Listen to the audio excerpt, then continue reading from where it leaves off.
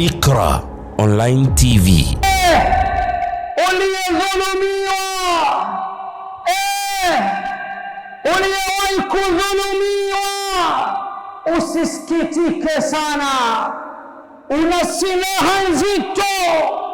Utakaponyanyua mikono yako mbinguni ukasema, ya Rabb, nimedhulumiwa mimi na mja wako fulani na fulani, dua hiyo inakwenda mbio kama cheche za moto kutoka katika kinywa chako na kuelekea hadi mbingu ya saba. Hata kama wewe utakuwa ni mwovu, muda wako umedhulumiwa, na ukamlalamikia na kumsikitikia na kumshitakia Mola wako wa haki, dua hiyo ameahidi kuijibu tit for tat, papo kwa hapo. Ni vizuri basi tukafahamu neno la dhulma maana yake ni nini lughatan wa istilaha. Neno la dhulma lughatan, adh-dhulmu lughatan wad'u ash-shay'i fi ghayri mawdi'ihi. Dhulma nini maana yake? Dhulma maana yake kukiweka kitu katika pahala ambapo siyo pahala pake. Kuchukua kiwanja cha mtu si cha kwako ukakichukua, maana yake umekiweka kitu katika pahala isipokuwa ni pahala pako. Hii ndio maana ya dhulma kilugha, ukiweka kitu katika pahala ambapo sio pake.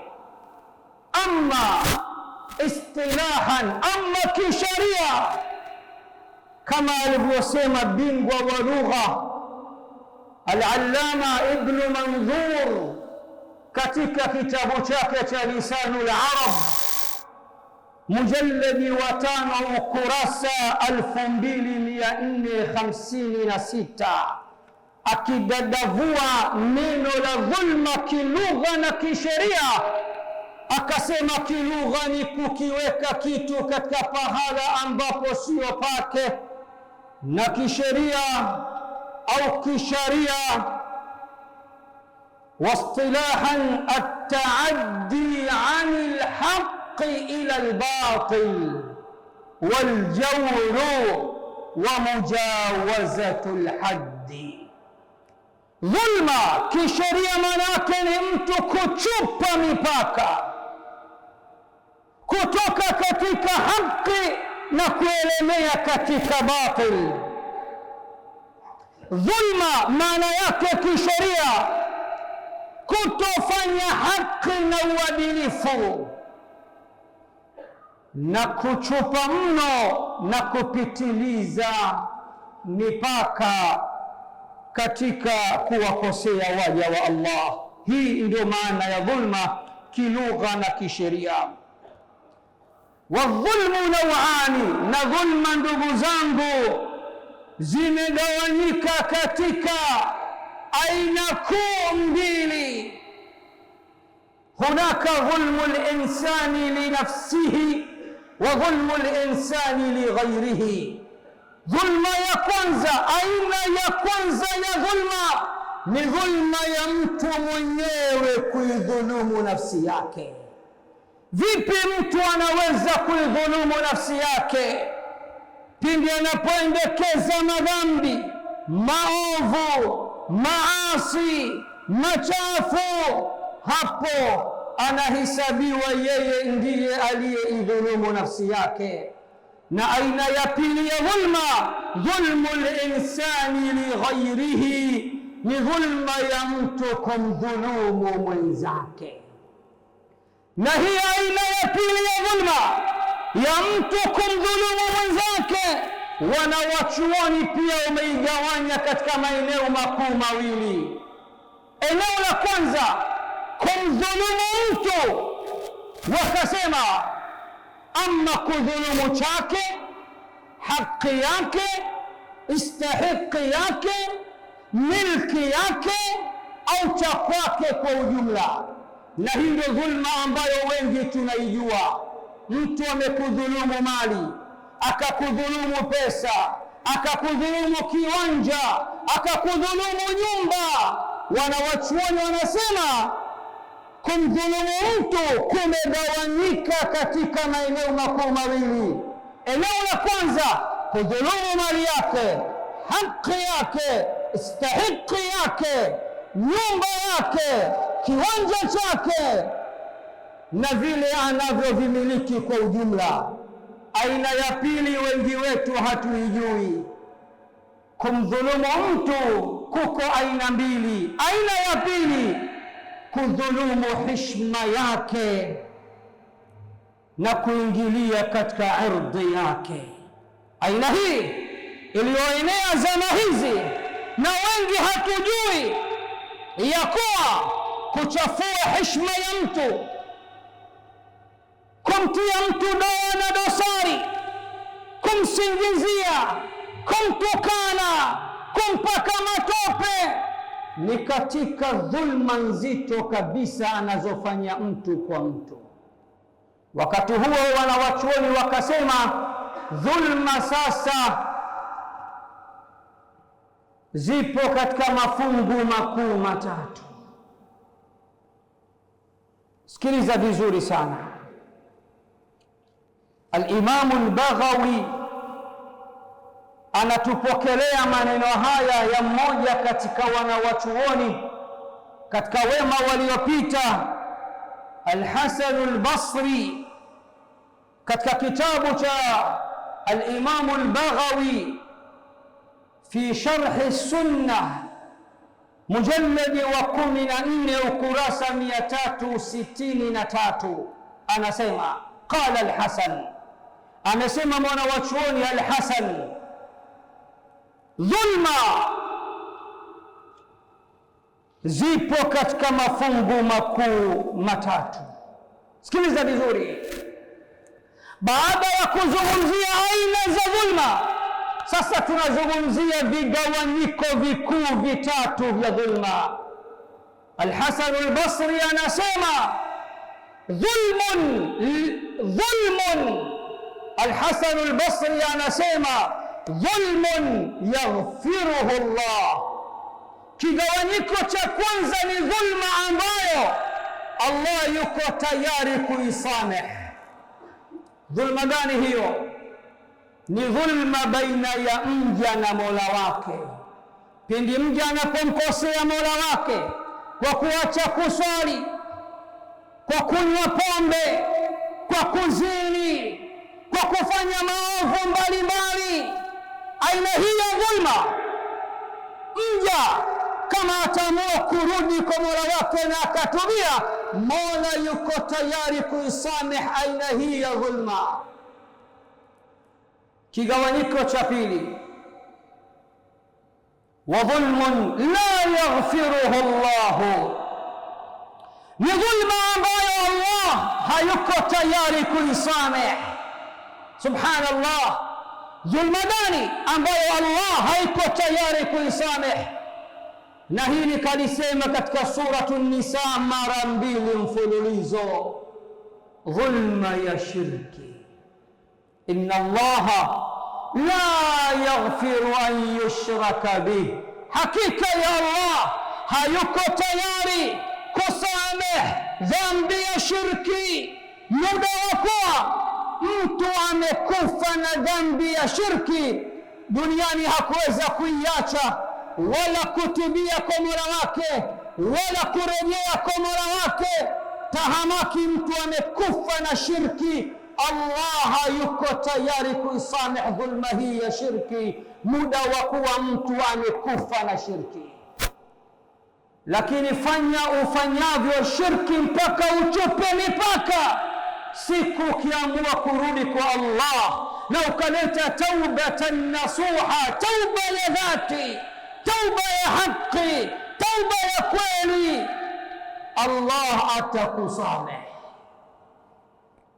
Aina ya tatu au kigawanyiko cha tatu, wa dhulmun la yatrukuhu Allahu. Subhanallah. Dhulma ya tatu, kigawanyiko cha tatu cha dhulma ni dhulma ambayo Allah hayuko tayari kuiacha ipite hivi hivi bure bure.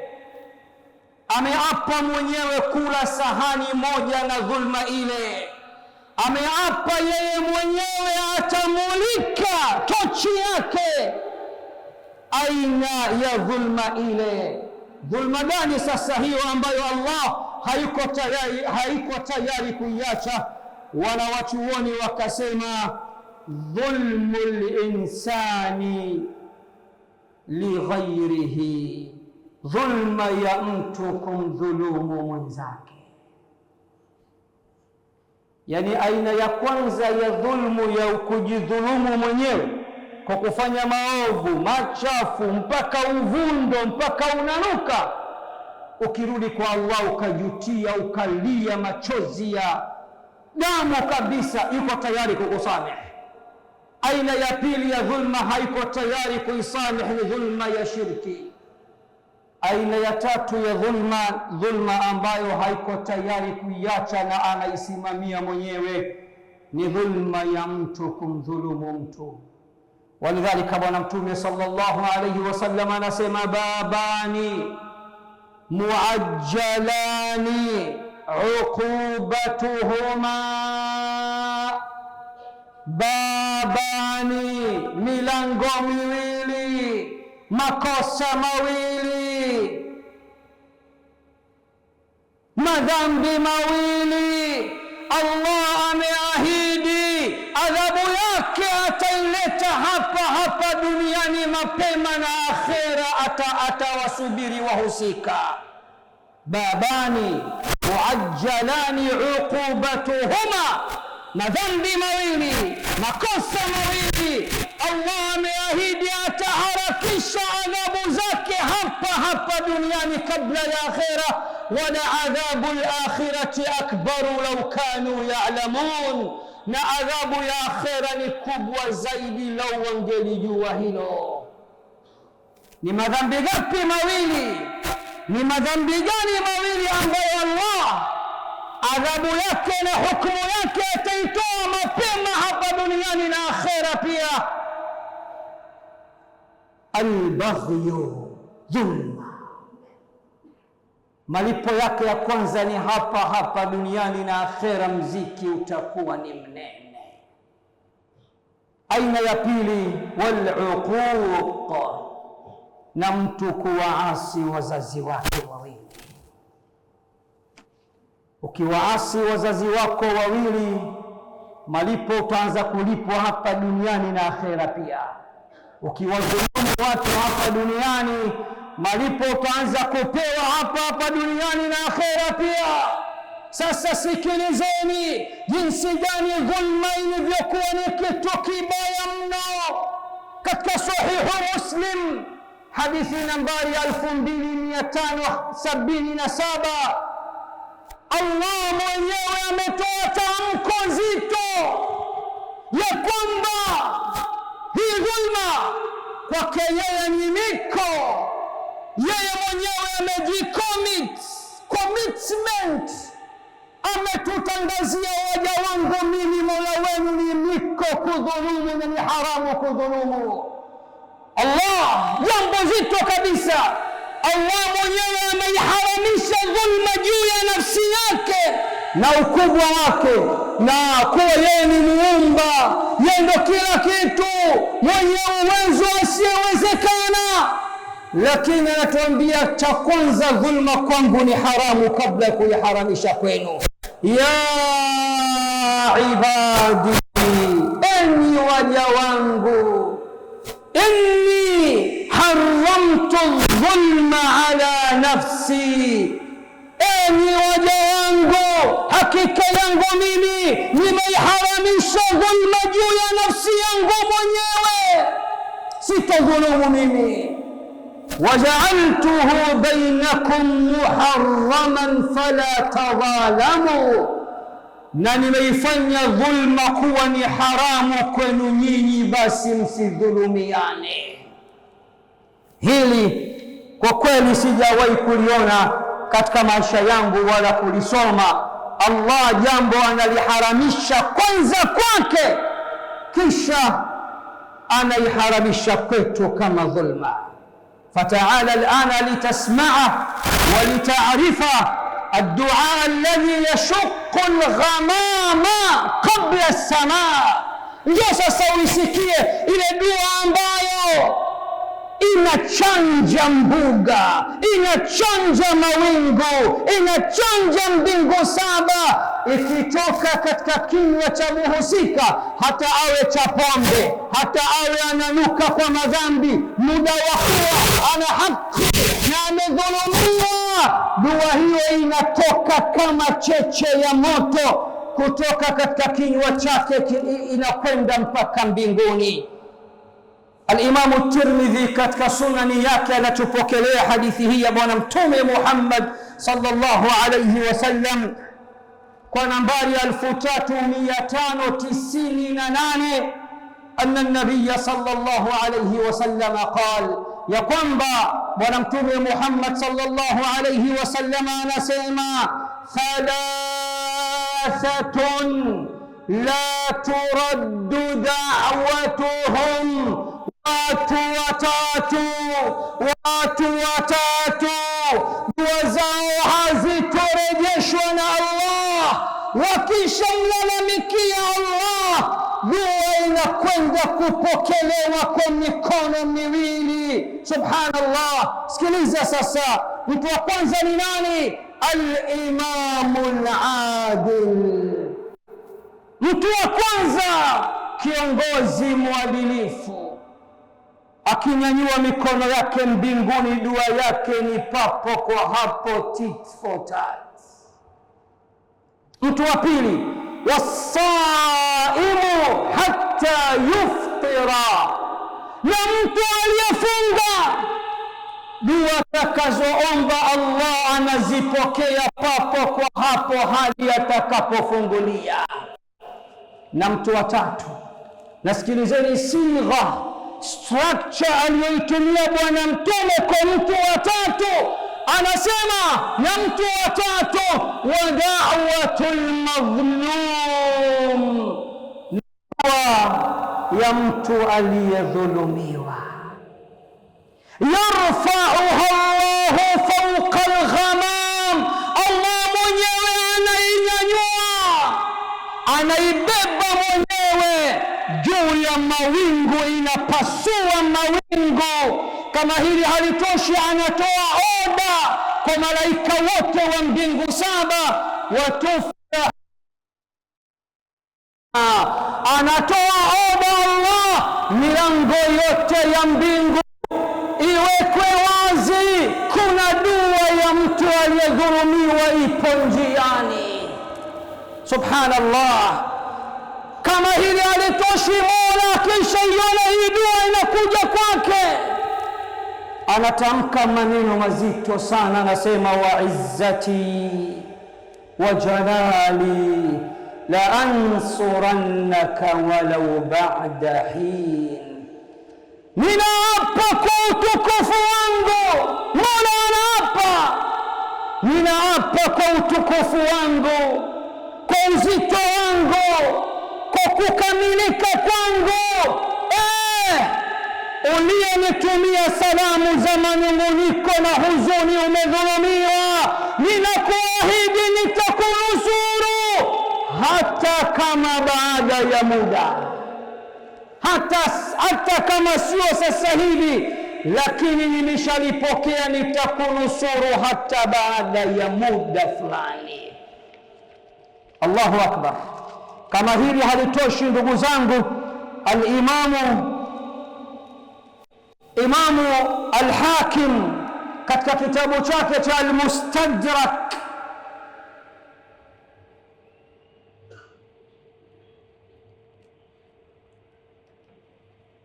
anatupokelea hadithi kwa nambari 81.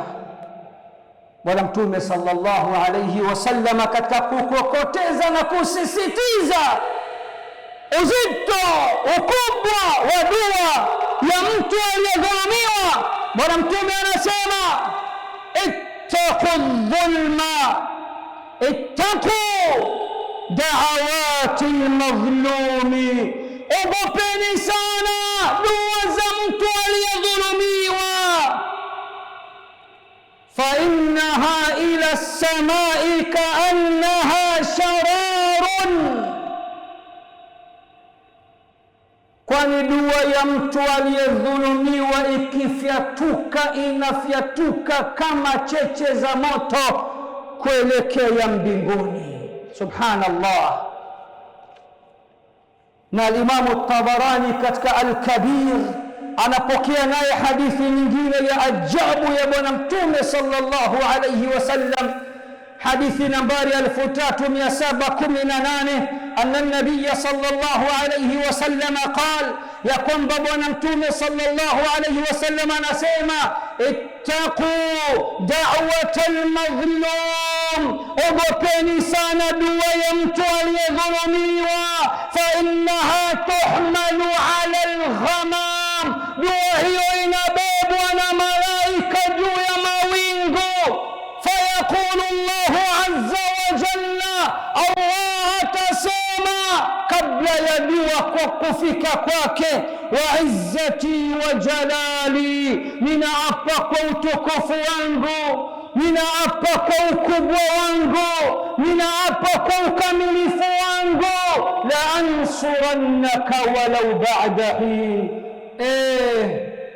uliyedhulumiwa na ukanishtakia mimi, nitakunusuru hata kama itakuwa baada ya muda. Al-Imamu al-Bukhari naye anatupa picha iliyotokea mbele ya Muadh ibn Jabal katika sahihi yake, hadithi nambari 2448.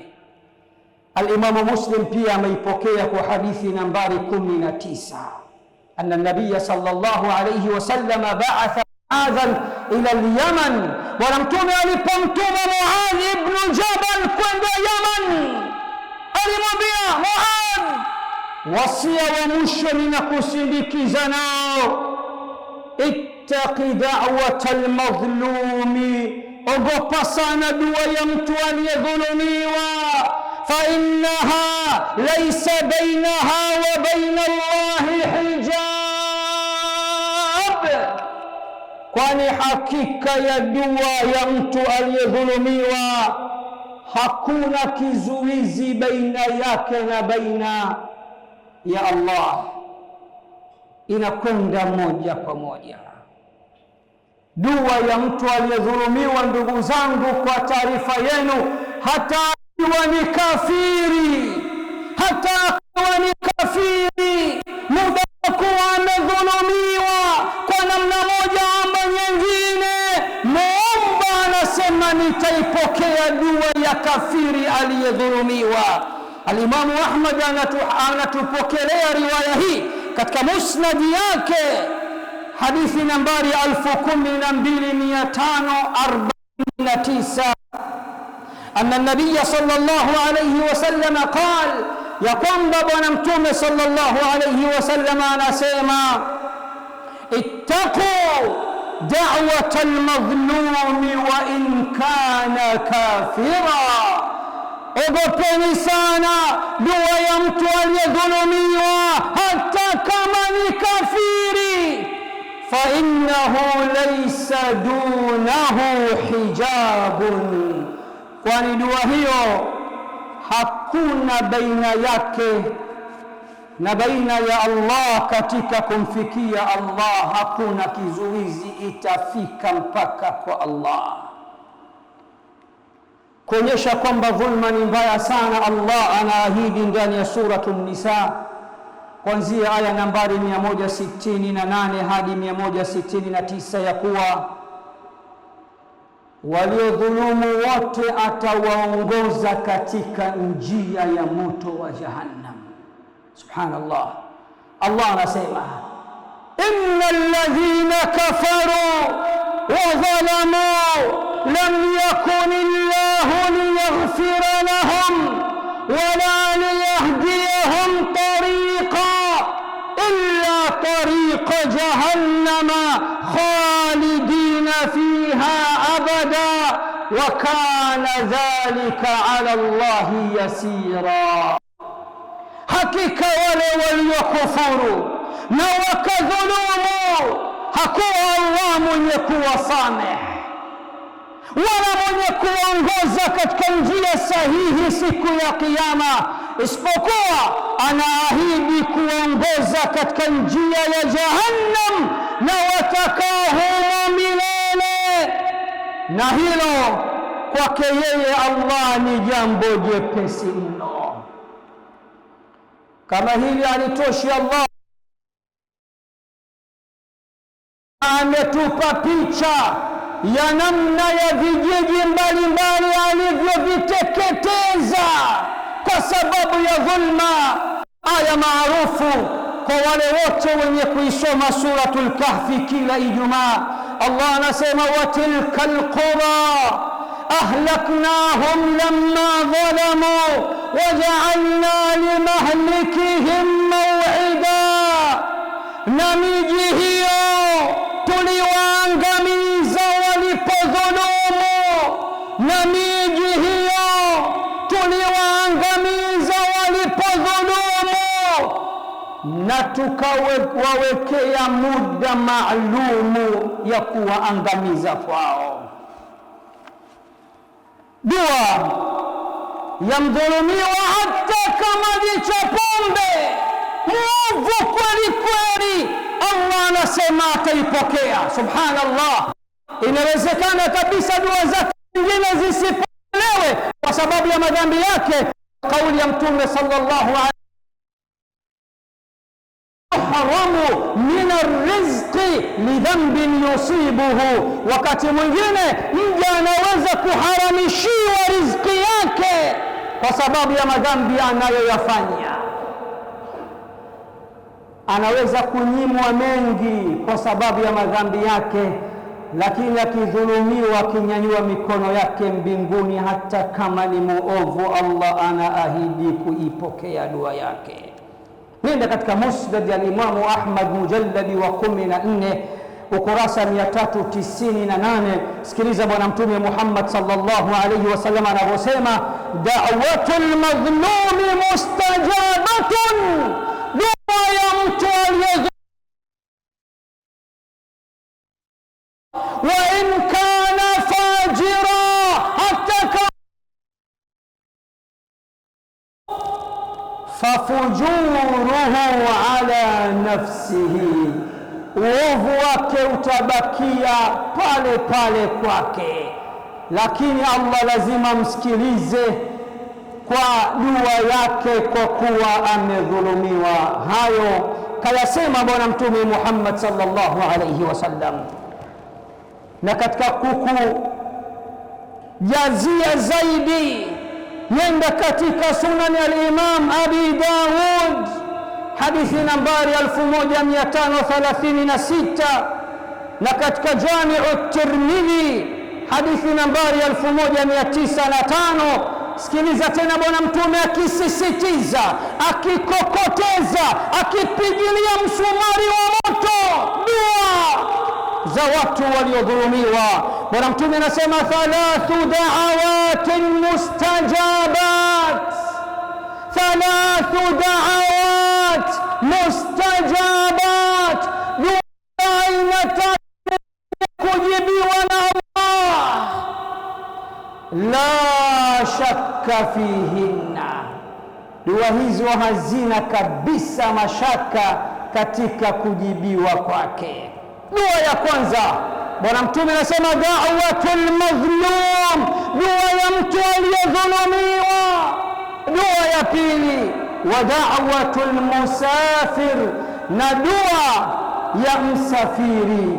Na dua ya tatu, wa da'watul walidi liwaladihi, na dua ya mzazi kwa mtoto wake.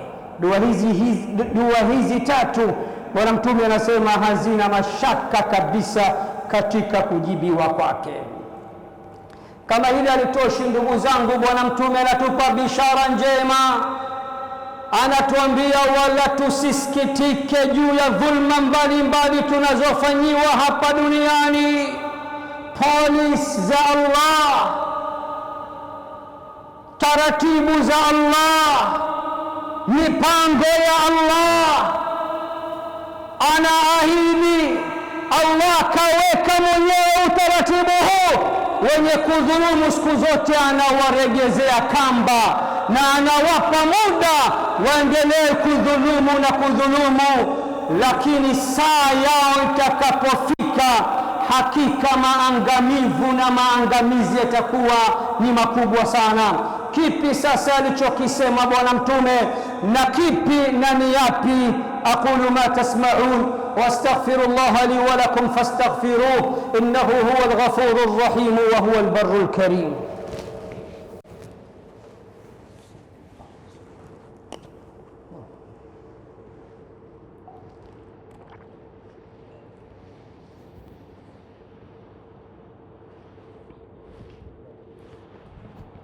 الحمد لله رب العالمين، وأصلي وأسلم صلاة وتسليما يليقان بمقام أمير الأنبياء وإمام المرسلين سيدنا ونبينا وعظيمنا وحبيبنا محمد صلى الله عليه وعلى آله وصحبه أجمعين. وارحم الله مشايخنا ووالدينا وأمواتنا وأموات المسلمين أجمعين، آمين يا رب العالمين.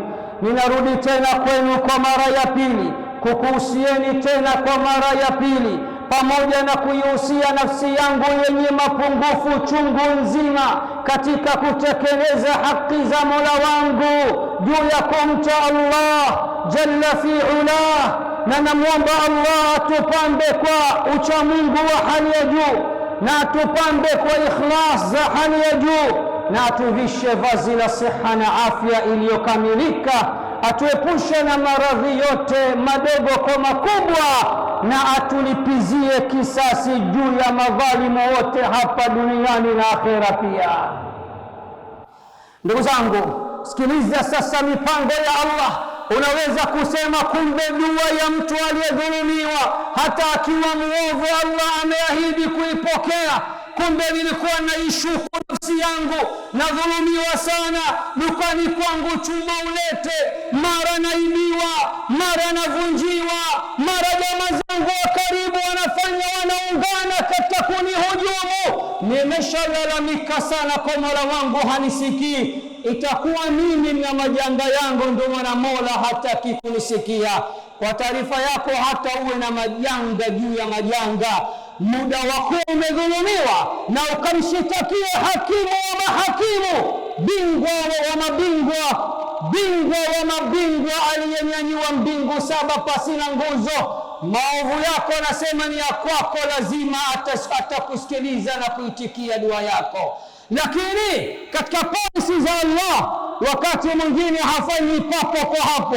Umenyanyua mikono Ijumaa hii ukatarajia alasiri magharibi majibu ya dua hiyo. Hapana, inna Allaha yafalu ma yasha, inna Allaha yafalu ma yurid, faalun lima yurid. Mwachie yeye, na iko siku dua yako matunda yake utayaona. Lakini lingine kubwa, kumbe Bwana Mtume anakwambia madhalimu huwa wanaachiwa kwanza kwa raha zao, wajiachie. Maanake unaweza kujiuliza, inakuwaje? Sijui Waislamu kule Palestina wanauawa tu, kinaleta nyao, kinaleta sui nini, mbona Allah hatusikilizi? Kumbe wana nidhamu ya Allah na taratibu za Allah huwa anawaregezea kamba wafanye zaidi na zaidi. Sikiliza sasa, kama alivyosema Imamu al-Bukhari, anaipokea hadithi hii katika sahihi yake kwa nambari 4686, na al-Imamu Muslim anaipokea katika sahihi yake kwa nambari 2583, anna nabiyya sallallahu alayhi wasallam qala, ya kwamba Bwana Mtume Muhammad sallallahu alayhi wasallam anasema, inna Allaha azza wa jalla la yumli dhalimi, hakika ya Allah mtukufu huwa anampa dhalimu muhula, huwa anampa muda dhalimu, huwa anamrefushia kamba dhalimu, hatta idha akhadhahu lam yuflithu, mpaka pale atakapoamua sasa kumkamata, kushika, kumwangamiza, hatochoropoka akishaingia katika mikono ya Allah jalla fi ula. Thumma qaraa sallallahu alayhi wasallam qawlahu ta'ala, kisha bwana mtume akasoma kauli ya Allah, anawaambia masahaba zangu aya hii katika suratu Hud hamuijui. Allah anasemaje? Allah anasema wakadhalika akhdhu rabbika idha akhadha alqura wa hiya zalimatun inna akhdahu alimun shadid. Na hivi ndivyo ilivyo, na hivi ndivyo ilivyo kushika kwa Mola wako, kukamata kwa Mola wako, kuangamiza kwa Mola wako. Pindi atakapoona kijiji kimechupa mipaka, atakapoamua kukishika na kukitia mkononi ili hali ni madhalim, hakika ya kutesa kwake na kuadhibu kwake ni kukali sana. Na salamu kwa watu waliodhulumu wenzao hapa duniani. Suratu Shuara mwishoni Allah anawaambia madhalim, wasayalamu alladhina dhalamu ayya munqalabin yanqalibun, na watakuja kujua wale waliodhulumu siku hiyo ya Kiyama mageuko gani watakayogeuka, mwenendo wao utakavyokuwa. Watakuja kujua hali yao halisi watakapoiona siku ya Kiyama kwa dhulma mbalimbali walizowafanyia waja wa Allah. Katika Suratul Furqan anaahidi kuonjesha adhabu kali wenye kudhulumu waja wake, akasema waman yadhlim minkum nudhiquhu adhaban kabira, na atakayedhulumu miongoni mwenu basi tutamwonjesha adhabu kubwa kabisa. Katika Suratu Shura anatuambia wadhalimuna ma lahum min waliyin wala nasir, na madhalim waliodhulumu watu duniani akhera hawatakuwa na watetezi wala vipenzi wala wakuwa nusuru au kuwaokoa. Ndugu zangu Waislamu, kuonyesha kwamba dhulma ni jambo baya mno, Allah anatoa tamko katika Suratu Hud aya nambari 113 kwa wale wenye kuegemea kwa madhalim waliodhulumu. Unajua fika kabisa huyo ni dhalim, hata kama ni mwenzako, hata kama ni mzazi wako, hata kama ni ndugu yako, hata kama ni rafiki yako, muda wa kuwa nafsi yako inajua hapa ndugu yangu kadhulumu, Allah anasema ukiegemea kwake na kuelemea kwake na kumtetea, anakutangazia adhabu siku ya Kiyama. Subhanallah, yani wewe hujadhulumu lakini unatetea waliodhulumu, umekaa upande wa wale waliodhulumu, umeegemea kwa wale waliodhulumu, umeelemea kwa wale waliodhulumu. Allah anakwambia bishara njema kwa moto wa Jahannam utakuja kukugusa siku ya Kiyama. Suratu Hud aya nambari 113 Allah anasema wala tarkanu ila alladhina dhalamu fatamassakumun nar, wala msithubutu wala msijaribu kuelemea kukaa upande wa wale waliodhulumu, usije moto ukawagusa siku ya Kiyama. Kuna watu watakuja kuingizwa motoni kwa sababu ya uchawa. Anajua fika kwamba mzee hapa kadhulumu haki ya mtu, lakini anakwambia damu nzito kuliko maji, lazima nikae mbele, nikae pamoja na ndugu yangu. Sasa unataka nimkane? Hii kitu hakiwezekani. Damu nzito kuliko maji. Walimwengu watanishangaa nikisema kwamba siko pamoja na baba yangu au kaka yangu au ndugu yangu au rafiki yangu, hapo yeye ndo kadhulumu. Nitakuja kuchekwa mie. Ogopa watu, lakini Allah anakuambia wala msiegemee, msielemee, msikae upande wa wale waliodhulumu, usije moto kuwagusa siku ya Kiyama. Na sasa hivi dhulma imekithiri sana katika ulimwengu huu, na wengi bahati mbaya tunajua dhulma iliyokuthuru, iliyokithiri. Wengi bahati mbaya tunajua dhulma iliyokithiri ni kula vya watu tu. Naam, kula cha mtu ni dhulma kubwa sana. Kula haki isiyokuwa ya kwako ni dhulma kubwa sana. Kudhulumu viwanja vya watu ni dhulma kubwa sana. Bwana Mtume anasema atakayejikatia kipande kidogo cha ardhi ambacho sio haki yake, siku ya Kiyama ardhi ile itatobolewa mpaka ardhi ya 7, vile vipande vyote atabebeshwa shingoni dhulma yake. We dhulumu tu, jite mzee wa nyumba nyingi, aka nyumba nyingi, mashamba mengi, viwanja vingi. Kadri unavyodhulumu maheka, kuna maheka, zile heka zinachotwa kuanzia ardhi ya chini kabisa ya kwanza mpaka ardhi hii tulionayo sisi, kisha utavishwa shingoni. Kila mtu anaona mzee umepinda, una majumba yote uliodhulumu kwenye shingo lako. Dhulma nyingine iliyokithiri zama hizi ni kukhadai watu na kuwafanyia khiana. Wala taakulu amwalakum bainakum bilbatil. Unakwenda kuchangisha kwa jina la madrasa, jina la msikiti, jina la mayatima, na karatasi lako unazunguka mitaani, kumbe vyote unakula wewe. Allah anasema wala msile mali zenu wenyewe kwa wenyewe kwa batil. Lakini dhulma nyingine ambayo wengi wetu tumeisahau na tunashindwa kujua kwamba ni dhulma, sasa hivi kuna dhulma ya kudhulumu heshima za watu na a'radhi za watu.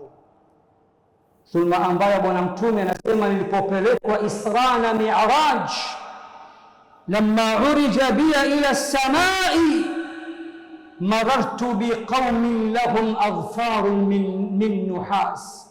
Nilipopelekwa usiku wa Mi'raj mbinguni, nilipitishwa kwa watu kucha zao ni ndefu kama shaba, yakhmishuna biha wujuhahum wa sudurahum. Wanajiadhibu wenyewe, advertise ya kwanza, wanajiadhibu wenyewe kujiparua usoni na kifuani.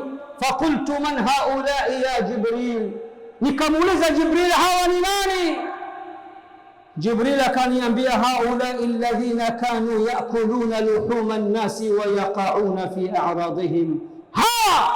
Ndio wale mabingwa duniani waliokuwa wakiwasengenya watu na kuvunja heshima zao.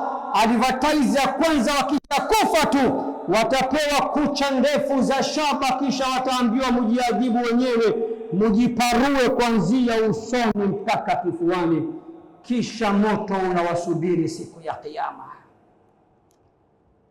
Ama wallahi inna adh-dhulma shu'mun wama zala al-musi'u huwa adh-dhalumu ila ad-dayyani yawma ad-din namdi wa 'inda Allahi tajtami'u al-khusumu ستعلم في الحساب غدا إذا التقينا عند المليك من الظلوم. Abu al-Atahiya anasema, moja katika watu wema waliopita, anasema ama wallahi inna adh-dhulma shu'mun. Hakika wallahi dhulma ni kitu kibaya sana. Wama zala al-musi'u huwa adh-dhalumu, na mkosaji mwovu hatoacha kuwa yeye ndio dhalimu. Ila dayani yauma ddini namdhi, kwa mlipaji wa haki siku ya malipo sote tutaelekea. Wa inda Allahi tajtamiu lkhusumu, na mbele ya mahkama ya Allah magomvi yote yatawekwa, wagombanao wote wataletwa, waliokosana wataletwa, waliodhulumiana wataletwa. Sata'lamu fil hisabi ghadan idha iltaqaina, utakuja kujua ukweli katika hesabu kesho pindi tutakapokutana inda almaliki man aldhalumu, mbele ya mfalme tutakapokutana siku hiyo mbele ya hesabu, utakuja kujua kati ya mimi na wewe nani aliyemdhulumu nafsi yake. Hivi ndivyo anavyosema mwanawachuoni Abul Atahiya rahimahullahu ta'ala. Mshairi mwingine anasema la tadhlimanna idha ma kunta muqtadira, fadh-dhulmu tarji'u 'uqbahu ila an-nadami, tanamu 'aynaka wal madhlumu muntabihun yad'u 'alayka wa 'aynu Allahi lam tanami. Mwanadamu, usithubutu kudhulumu ikiwa wajijua we mwenyewe si chochote si lolote, hana uwezo wa kujikinga na maangamivu ya Allah pindi utakaposhtakiwa na wale uliowadhulumu, kwani hakika ya dhulma hurudi mwisho wake katika majuto. Ukisha dhulumu wewe unalala bukheri na usingizi unakuja haraka, lakini kumbuka ya kuwa yule uliyemdhulumu macho yake hayafumbi usiku kucha na kulalamikia na kukushtakia kwa Allah, na ujue fika ya kuwa Allah na yeye halali anafuatilia kila kitu. Haya ni maneno ya wanawachuoni wakubwa kabisa wa Kiislamu. Hotuba yangu nihitimishe kwa kuwarai, kuwashauri na kuwaelekeza, hasa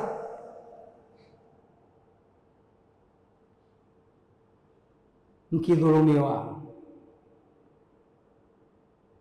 msikubali,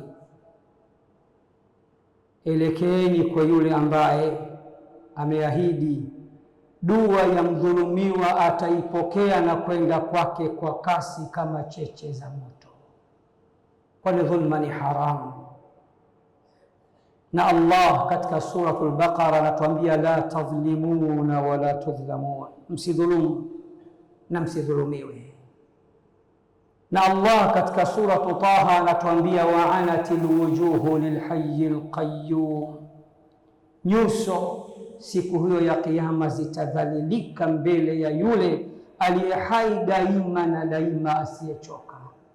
Waqad khaba man hamala dhulma, na hakika ameangamia, ameteketea, amekwisha atakayekwenda kwa Mola wake siku hiyo, ili hali mabegani na mgongoni amebeba dhulma mbalimbali.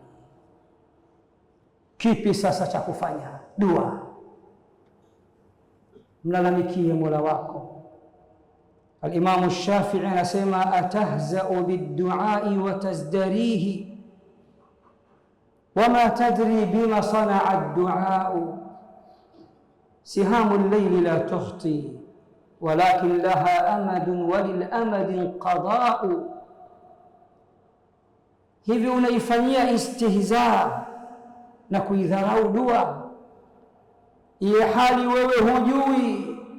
hali wewe hujui ya kuwa dua za mdhulumiwa zinafanya kazi gani huko kwa Allah. Al-Imamu Shafi'i anakuambieni Waislamu, rusheni mishale ya usiku, anakusudia dua ni mishale ya usiku. Akasema sahamul layli la tukhti, mishale ya usiku hazipitilizi, zinagonga shaba, zinagonga shabaha. Mishale ya usiku hayakosi shabaha. Rusheni mishale ya usiku, rusheni dua za usiku kumlalamikia Mola wenu juu ya wale wanaowadhulumu haki zenu, mali zenu, pesa zenu, viwanja vyenu, nyumba zenu, heshima zenu na dhulma mbalimbali. Nikiwa juu ya mimbari ya Bwana Mtume Muhammad nikihitimisha khutba yangu, kuna msemo wa Kiyemen unasema lakiyom ya dhalim, lakiyom ya dhalim, iko siku yako, iko siku yako wewe dhalim, tamba vya kutosha kwa kurejezewa kamba, kwa kurefushiwa kamba na Allah. Unaona wewe ndio wewe unadhulumu waja wa watu, kila kona una ardhi, kila kona una majumba ya dhulma, mzee wa kufaji, mzee wa kuongeza sifuri sifuri, mzee wa kuvunja heshima za watu na aradhi za watu. Lakiyom ya dhalim, iko siku yako wewe dhalim, ikifika hautofurukuta. Shekhe wangu Sheikh Abdul Hamid ibn Abdul Aziz Kishk rahimahullah, na leo katika kumwenzi nimevaa kama yeye, anapenda kusema kesi ya dhulma itakaponguruma katika mahakama ya Allah, Allah hatotaka mashahidi wala wazee wa baraza. Ngoma ni mtu mbili tu, na yeye ndiye mwenye kusikiliza kesi ile. Allah anatoa tamko, viumbe wote wa Allah watasikia siku hiyo. Atasema ayuha almadhlumu taqaddam, ayuha almadhlumu taqaddam, ewe uliyedhulumiwa sogea hatua mbele, mwaga sera, sema alichokufanyia huyo. Ayuha dhalimu la tatakallam, na wewe uliyedhulumu keep quiet, funga domo lako hilo, hakuna kuzungumza. Ni siku nzito sana hiyo. Wala tahsabanna Allaha ghafilan amma ya'malu adh-dhalimun. Allah anasema katika suratu Ibrahim, wala tahsabanna Allaha ghafilan amma ya'malu adh-dhalimun, innama yu'akhiruhum liyawmin tashkhasu fihi al-absar. Wala msije mkadhani ya kuwa Allah ameghafirika, haoni, hafuatilii yale wanayoyafanya madhalim hapa ulimwenguni, bali ameamua kuwachelewesha katika siku nzito. Kwa uzito wa siku hiyo, madhalimu watakapofufuliwa, macho yao yatageuka juu kuwa chini, chini kuwa juu, kengeza sio kengeza, chongo si chongo, macho yatanga juu, utadhani kama ana kifafa au ana ugonjwa. Hivi ndivyo anavyosema Allah katika suratu Ibrahim. Khutba yangu nihitimishe kwa kisa hichi. Sikiliza kisa cha kudhulumiwa kwa Saad ibn Abi Waqqas. Kisa hichi amekitaja al-Imamu al-Bukhari katika sahihi yake. Kwa kuokoa muda, na muda umeenda sana, naomba niwatajie kwa mukhtasar, na sitosoma mtiririko wote wa kisa kwa Kiarabu kwa sababu kutapoteza muda. Saad ibn Abi Waqqas ahadu al-ashara almubashara biljanna, ni katika masahaba 10 waliobashiriwa pepo. Saad, masahaba walikuwa wakimuita mjomba wa Bwana Mtume Muhammad sallallahu alayhi wasallam, khalu rasulillah, mjomba wa Bwana Mtume Muhammad sallallahu alayhi wasallam. Katika khilafa na utawala wa Sayyiduna Umar alimpeleka Kufa, Iraq, akawe mtawala katika eneo la Kufa. Watu wa Iraq wengi wao walikuwa si watu wazuri, ndio waliomuua Al-Husayn ibn Ali hafidu rasulillah au sibtu rasulillah, na wameua masahaba wengi sana. Wakaanza kumfanyia visa na vituko, wanaandika vijibarua kutoka Kufa, Iraq, kwenda Madina kwa Sayyiduna Umar kumchafulia heshima yake na kumzulia uongo Saad ibn Abi Waqqas. Na wazushi siku zote bwana, Allah alivyokuwa fundi wa kizua, hata mtoto wa Nasr anajua hii uzushi. Eti wameandika barua wanamwambia, inna Sa'dan la yuhsinu as-salah, Saad hajui kuswali. Anapotuswalisha hapa hajui, sisi maamuma tunajua kuliko yeye.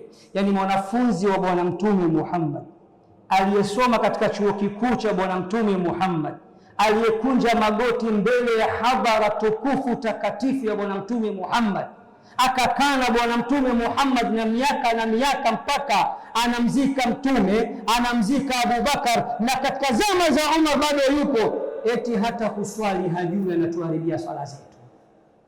Sayyidina Umar akamwita Saad, kama Saad, mimi nakuamini sana, lakini wanasema hivi na hivi, wanasema hivi na hivi. Ni kitu gani pengine cha ziada wasichokijua unachokifanya wewe?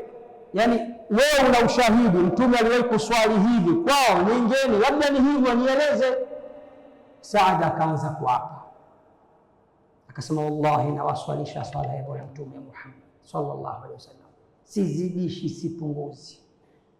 Akaeleza namna anavyoswalisha. Umar akamwambia, stop, ninakuamini wewe Saad, nilitaka tu ujue taarifa hizi. Saad akasikitika sana, akarudi Kufa, akadhani mambo yamekwisha. Wakaendelea kutuma jumbe mbalimbali kwa Umar, Saad kadha wa kadha wa kadha. Umar akafunga safari, ndugu zangu, akafika Kufa, na kuna riwaya inasema katuma wapelelezi wake msikitini, wakavamiwa, tuelezeni mapungufu ya Saad. Hapo ndipo sasa mahasidi wote wenye visokoro kwinyo wote wakajitokeza. Mtu mmoja anajiita kwa jina la Usama, nickname yake Abu Saada, anasema, kwa kuwa umetuomba kwa utukufu wa Allah tukwambie ukweli juu ya Saad, basi tukwambie Saad ana mengi, madudu mengi sana. Kama walivyosema wenzangu, kwanza swala zake anaboronga, hajui kuswalisha vizuri. Sahaba alihifadhi Qur'ani nzima, sunna za Bwana Mtume, fiqhi imelala, kila kitu kimelala, eti hajui kuswalisha. Wanaojua kuswalisha wale makhawarij wa Iraq. Lakini inna Sa'dan la yasiru bisariya wala yaqsimu bisawiya wala ya'dilu fil qadiyya. Wakaanza kumbebesha pale mizigo mikubwa. Saad yuko kadha wa kadha, akigawa mali za ngawira, mali zakatul mal, hagawi sawasawa, ni dhalima, anapendelea baadhi ya watu. Saad akiletewa kesi anaangalia wenye mpunga, hatendi haki. Saad haendi sawasawa mwenendo wake, wakamwagia mengi na Saad yuko mbele yao. Kipi kilichotokea na yapi yaliyojiri? Saad akanyanyua mikono yake mbinguni mbele ya Allah. Sikilizeni kisa hichi, akasema, Allahumma in kana abdaka hadha qama kadhiba, Allah, nakuomba ikiwa mja wako huyu amesimama katikati ya msikiti kunizulia, na wewe wajua ya kuwa anayosema ni ya uongo, qama riyaan wa sum'atan, Allah, ikiwa wewe wajua kilichomsimamisha ni kutafuta umaarufu na kusikika na kujulikana, na kuomba mambo matatu ya Rabbi umfanyie huyu mja wako. Faatil umra, cha kwanza na kuomba umpe umri mrefu sana. Mbona kinyume chake? Saad ana targeti zake, mpe umri mrefu kiasi ambacho adhalilike katika uzee wake. Umri mwingine ni mtihani tu, miaka 100 na kitu, usione jambo jema hilo. Mpe umri mrefu sana, la kwanza. La pili, wa atil faqra, katika kumpa umri mrefu mpe mtihani wa ufukara na umaskini, pangu pakavutia mchuzi. Yaani unapewa umri mrefu alafu maskini wa kudumu, fukara wa kudumu. Jambo la tatu, wa'arridhu lilfitan, na naomba pamoja na utu uzima wake atakaofikia na umaskini wake na ufukara wake utakaompa, mjalie awe anapenda mambo machafu na zinaa kwa ujumla. Yule bwana amepewa umri mrefu, hata akitembea anapinga, anakuwa nusu mtu, nyusi na kope zimekuwa ni nyeupe, maskini omba barabarani. Cha kushangaza, katika wale wanaotia mkono katika bakuli la kuomba msaada, akitia mwanamke japo haoni vizuri, anajua anawakamata na anawazoza na kuwatongoza, mpaka watu wanashangaa, wewe mzee vipi? Anasema da'watu Sa'din asabatni au asabatni da'watu Sa'd, dua ya Saad hiyo imenipiga na akafa kifo kibaya.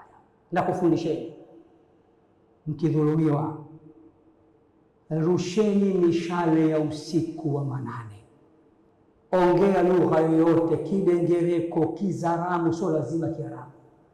Aliyeumba lugha zote hizi anakusikia. Tena mwambie, ya Rab, nimesikia khutba, hadithi kadhaa za mtume wako, umeahidi dua ya aliyedhulumiwa unaipokea mwenyewe na kutoa oda kwa malaika wafungue milango yote ya mbingu ipite kwa kasi ile ile kama cheche za moto hadi katika arshi yako. Umeahidi hata akiwa kafiri aliyedhulumiwa akikuomba utamjibu. Umeahidi hata akiwa muovu aliyedhulumiwa akikuomba utamjibu. Nijibu, na kabla hujachukua roho yangu na kuomba ya Rabbi unionyeshe matokeo ya dua yangu, kama ulivyomwonyesha Saad akimwangalia yule mzee akidhalilika, umri mrefu usiokuwa na kheri, ufukara, umaskini. Pamoja na hayo anashikashika mpaka vitoto vidogo, hana nguvu ya kuona wala nguvu ya kusikia wala nguvu hata ya matamanio, lakini bado anashikashika wanawake, udhalili wa hali ya juu. Allah, nakuomba kwa rahma zako na baraka zako, kama ulivyoweza kunyanyua mbingu 7 pasina nguzo, zinyanyue dua zetu tunazokuomba pindi tunapodhulumiwa na madhalim hapa duniani. Allah, usiangalie mapungufu yetu na makosa yetu, kwani sisi ni mwingi wa kukukosea. Angalia dua zetu pindi tutakapokuomba, pindi tunapofanyiwa dhulma. Allah, tunakuomba majibu ya dua zetu tuonyeshe hapa duniani na akhera pia. Allahumma armi adh-dhalimina bidh-dhalimin wa akhrij al-muslimina bainahum wa akhrij al-muslimina min bainihim salimin. Allahumma innana zalamna anfusana dhulman kathiran wa la yaghfiru adh-dhunuba illa ant, fa in lam taghfir lana wa tarhamna lanakunanna min al-khasirin. اللهم احفظنا جميعا من بين أيدينا ومن خلفنا وعن أيماننا وعن شمائلنا ومن فوقنا، ونعوذ بعظمتك أن نغتال من تحتنا. أعذنا جميعا من كيد الكائدين ومن مكر الماكرين ومن حسد الحاسدين ومن حقد الحاقدين ومن عين العائلين ومن سحر الساحرين ومن شماتة الشامتين ومن ظلم الظالمين برحمتك يا أرحم الراحمين. اللهم صل وسلم على سيدنا محمد وعلى آل محمد كما صليت على إبراهيم وعلى آل إبراهيم إنك حميد مجيد، وبارك اللهم على محمد وعلى آل محمد كما باركت على إبراهيم وعلى آل إبراهيم في العالمين إنك حميد مجيد. سبحان ربك رب العزة عما يصفون وسلام على المرسلين والحمد لله. Iqra Online TV.